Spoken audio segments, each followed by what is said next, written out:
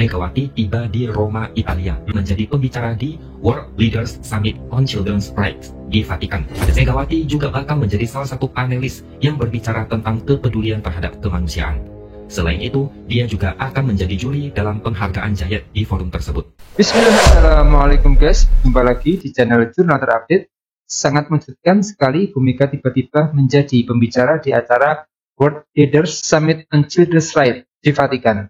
Nah, sangat berbeda sekali dengan mantan yang kalau kita lihat belakangan kemarin itu malah sibuk menjadi juru kampanye. Tidak perlu berlama-lama, untuk lebih jelasnya langsung saja kita simak bersama-sama analisanya ini guys. Bismillah.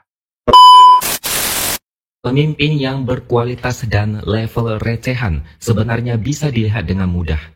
Salah satunya adalah Jokowi. Apakah dia pemimpin yang berkualitas? Kalau kalian tanyakan ini kepada para pendukung Jokowi, sudah pasti mereka akan kasih nilai 10 dari 10. Perfect dan tidak tergantikan oleh pemimpin manapun. Saya mau kasih perbandingan. Pada Jumat malam tanggal 31 Januari waktu setempat, Megawati tiba di Roma, Italia.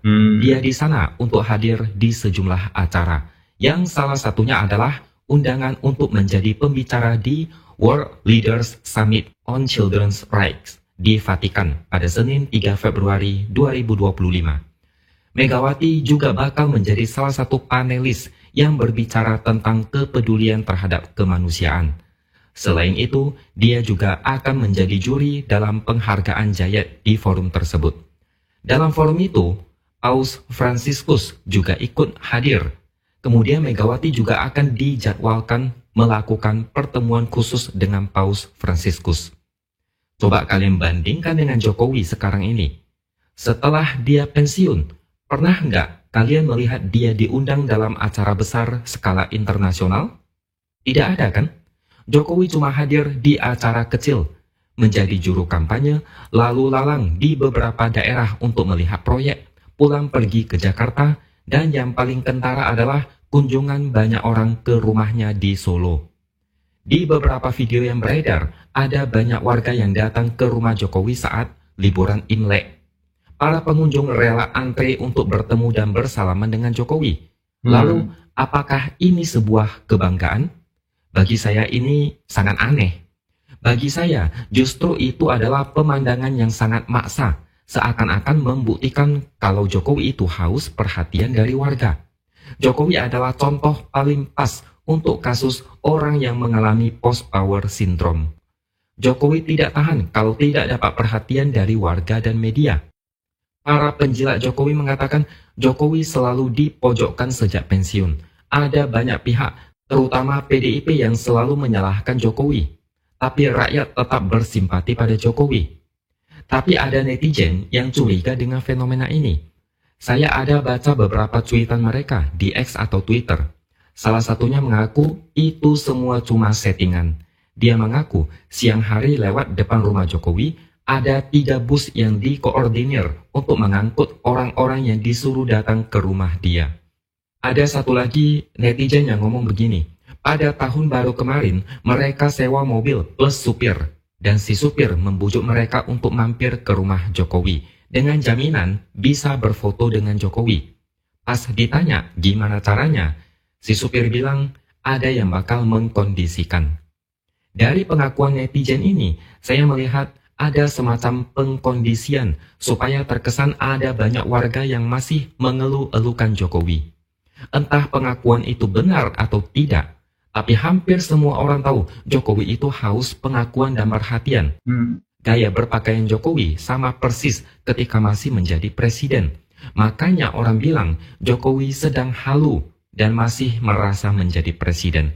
Bahkan ada yang mengejek negara ini seakan-akan punya 2 presiden. Saat ini Jokowi sedang dilanda masalah yang membuat namanya rusak. Ada survei OCCRP dan juga kasus pagar laut yang menyeret nama dia. Kalau menurut perkiraan saya, Jokowi berusaha mengembalikan nama baiknya dengan cara membuat skenario seakan-akan rakyat masih sayang pada Jokowi. Nggak salah sih kalau ada yang merasa semua itu cuma drama untuk menaikkan citra positif Jokowi di mata masyarakat.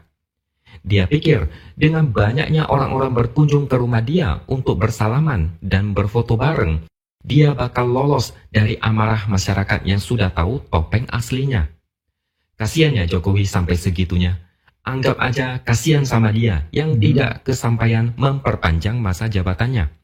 Mungkin inilah cara dia untuk menghibur diri sendiri dengan cara bermain presiden-presidenan. Coba bandingkan dengan Megawati yang diundang di acara besar skala internasional. Jadi pembicara di World Leaders Summit. Jokowi pernah diundang kemana?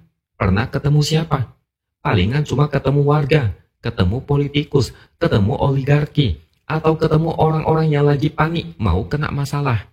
Semua itu kemudian dijadikan narasi bahwa Jokowi adalah pemimpin dengan magnet kuat. Sudah pensiun tapi masih dicari-cari. Mungkin sebagian dari kalian sudah mual atau mau muntah.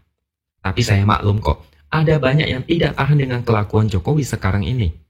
Kalau Jokowi memang sehebat yang dipromosikan oleh para pendukungnya, kenapa dunia internasional seakan-akan menutup mata dan menganggap Jokowi itu enggak ada? Harusnya begitu pensiun, Jokowi diundang sana-sini, di acara yang berkelas. Tapi nyatanya tidak ada satupun yang mengundang. Level Jokowi cuma kelas lokal, itu pun masih diragukan. Banyak yang percaya agenda Jokowi itu cuma settingan, supaya kelihatan sibuk dan punya banyak fans kelas berat.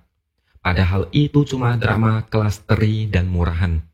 Bagi yang bisa berpikir, harusnya ini adalah tanda peringatan bahwa ada yang tidak beres dengan Jokowi. Tapi ya mau gimana lagi, level pendidikan sebagian besar rakyat Indonesia masih rendah. Banyak yang gampang dikibuli dan didoktrin dengan narasi recehan. Banyak yang tidak bisa berpikir dengan benar, sehingga gampang disetir untuk menjadi pendukung yang membabi buta. Mereka tidak paham Jokowi begini karena ada udang di balik batu. Jokowi tidak bisa tenang menjalani masa pensiun. Dia masih sibuk bermain politik di balik layar, masih sibuk cawe-cawe dan main catur politik. Semakin yakin kita kalau Jokowi sedang membangun narasi untuk anaknya nanti di Pilpres 2029. Kalian harus sadar, Jokowi itu banyak topengnya. Jangan sampai terjebak dengan narasi yang disuarakan oleh para pendukungnya.